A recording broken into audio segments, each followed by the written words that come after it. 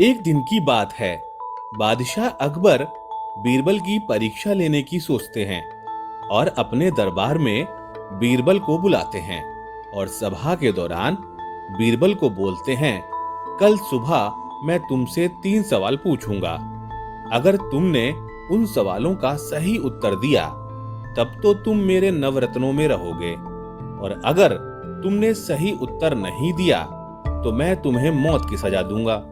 अब बीरबल परेशान हो जाते हैं।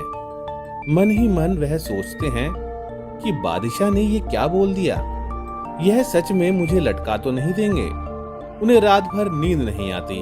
फिर अगले दिन सुबह जब सभा लगती है, अकबर और बीरबल दोनों आमने सामने होते हैं।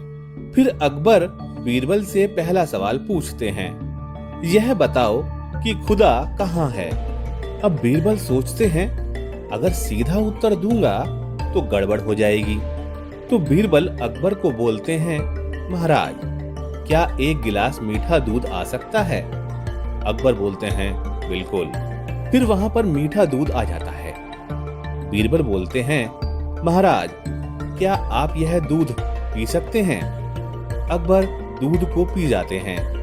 अब बीरबल पूछते हैं, महाराज, क्या यह दूध मीठा था। अब अकबर बोलते हैं, हाँ, दूध तो मीठा था। बीरबल बोलते हैं, चीनी कहाँ थी। अकबर बोलते हैं, चीनी तो घुल गई ना दूध में, तभी तो मीठा था। इतनी सी बात नहीं पता तुम्हें बीरबल। बीरबल बोलते हैं, बादशाह सलामत, जिस तरह से वह चीनी इस दूध के अंदर घुल गई, इसी तरीके से वह ऊपर वाला खुदा हम सबके भीतर घुल चुका है। यह दुनिया के हर चीज के अंदर समा चुका है, जैसे कि वह चीनी इस दूध के अंदर समा चुकी है। फिर दूसरा सवाल अकबर बीरबल से पूछते हैं, यह बताओ उस खुदा को कैसे पाया जा सकता है। बीरबल सोचते हैं और फिर बोलते हैं, महाराज, क्या इस सभा में एक पतीला भरकर छाछ आ सकती है। अकबर पूरा पतीला भरकर छाछ मंगवा देते हैं।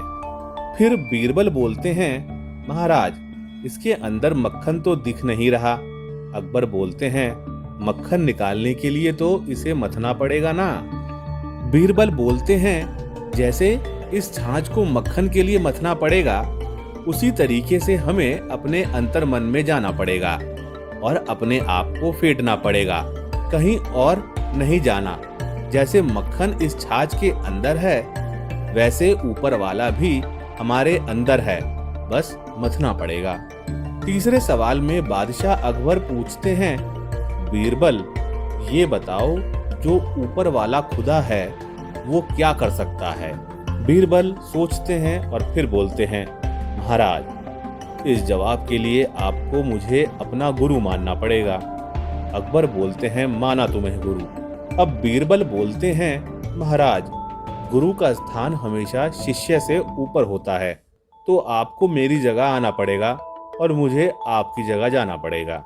अकबर तुरंत नीचे आ जाते हैं और बोलते हैं, गुरुजी, आप ऊपर जाइए। बीरबल सिंहासन पर बैठते हैं और जवाब देते हैं, महाराज, ऊपर वाला चाहे तो कुछ ही पल के अंदर राजा को रंग और रंग को राजा बना सकता है।